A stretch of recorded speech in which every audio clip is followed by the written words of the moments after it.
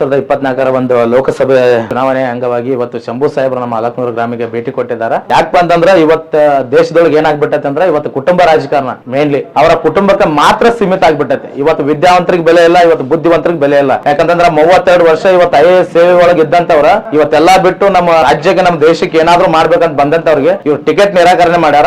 ಆ ನಿಟ್ಟಿನೊಳಗ ನಾವು ಕಾಂಗ್ರೆಸ್ ಮತ್ತು ಬಿಜೆಪಿ ಪಕ್ಷಗಳನ್ನ ಎರಡೂ ಬಹಿಷ್ಕರಿಸಿ ಇವತ್ತು ಶಂಭು ಕಲೋಳ್ಕರ್ ಸಾಹೇಬರ ಪರವಾಗಿ ನಾವು ಗಟ್ಟಿ ಧ್ವನಿಯಾಗಿ ನಿಂತಿದ್ದೀವಿ. ಇಡೀ ತಾಲೂಕಲ್ಲ ಇಡೀ ಜಿಲ್ಲೆಯ ಪರವಾಗಿ ನಾನು ಮಾತಾಡ್ತಾ ಇದ್ದೀನಿ. ಇವತ್ತು ಚಿಕ್ಕೋಡಿ ಎಜುಕೇಶನ್ ಡಿಸ್ಟ್ರಿಕ್ಟ್ ನಿಂದ ನಾನು ಮಾತಾಡ್ತಾ ಇದ್ದೀನಿ. ಇವತ್ತು ನಮ್ಮ ಚಿಕ್ಕೋಡಿ ಜಿಲ್ಲೆ ಆಗ್ಬೇಕಾಗುತ್ತೆ. ಯಾಕಂದ್ರೆ 17 ವರ್ಷ ಸತತವಾದಂತಹ ಹೋರಾಟ ಮಾಡತ್ತಾರ. ಇನ್ನೂವರೆಗೂ ಆದ್ರೂ ಅದ್ರ ಜಿಲ್ಲಾ ಬಗ್ಗೆ ಯಾರು ಒಬ್ರು ಧ್ವನಿ ಹತ್ತಲ್ಲ. ಇವತ್ತು ನಮ್ಮ ಹಳ್ಳಿಗಳ ಒಳಗೆ ನಮ್ಗೆ ಹಕ್ಕುಪತ್ರ ಸಿಕ್ಕಿಲ್ಲ, ಅದ್ರ ಬಗ್ಗೆ ಯಾರು ಮಾತಾಡೋದಿಲ್ಲ. ಎಲೆಕ್ಷನ್ ಬಂದದ ಅಂತ ಹೇಳಿ ಇವತ್ತು ನೀರಾವರಿ ಬಗ್ಗೆ ಮಾತಾಡ್ತಾರ, ಬಡತನ ಬಗ್ಗೆ ಮಾತಾಡ್ತಾರ, ಇವತ್ತು ಎಜುಕೇಶನ್ ಬಗ್ಗೆ ಮಾತಾಡ್ತಾರ. ಎಜುಕೇಶನ್ ಸಿಸ್ಟಮ್ ಅಂತಕ್ಕಂಥದ್ದು ಇವತ್ತು ಬಿಸಿನೆಸ್ ಆಗ್ಬಿಟ್ಟೈತಿ. ಇದ್ರ ಬಗ್ಗೆ ಯಾರು ಖಂಡನೆ ಮಾಡೋದಿಲ್ಲ. ಇವತ್ತು ಎಷ್ಟೋ ಅತ್ಯಾಚಾರ ಅನಾಚಾರಗಳಾದ್ರ ಬಡವ್ರ ಮೇಲೆ ದಬ್ಬಾಳಿಕೆ ಮಾಡಿದ್ರೆ ಯಾರು ಒಬ್ರು ಬಂದ್ ನಿಲ್ಲೋದಿಲ್ಲ. ಆದ್ರ ನಮ್ಮ ಶಂಭು ಸಾಹೇಬ್ರು ನಮ್ಮ ನೋವು, ನಮ್ಮ ನಲಿವು, ನಮ್ಮ ಸುಖ ದುಃಖ ಒಳಗೆ ಎಲ್ಲದ್ರೊಳಗೂ ಬಂದು ನಮ್ಗೆ ಸಾಧ್ಯ ಆಗತ್ತಾರ. ಇಂತ ಒಬ್ಬ ನಾಯಕ ನಮ್ಗೆ ಬೇಕು. ಇವ್ರನ್ನ ಆಲ್ರೆಡಿ ಒಂದ್ ಸರ್ತಿ MLA ಎಲೆಕ್ಷನ್ ದೊಳಗ ನಾವು ಕಳ್ಕೊಂಡಿದೀವಿ. ಆದ್ರೆ ಈ ಸರ್ತಿ ಮಾತ್ರ ನಾವು ಕಳ್ಕೊಳ್ಳೋಕ್ ಚಾನ್ಸ್ ಇಲ್ಲ. ಯಾಕಂದ್ರೆ ನಮ್ಮ ತಾಲೂಕಿನ ಜನ ಎಷ್ಟು ಪ್ರಬುದ್ಧರು ಅಂದ್ರೆ ನಾವು ತೋರಿಸ್ಬಿಡ್ತೀವಿ.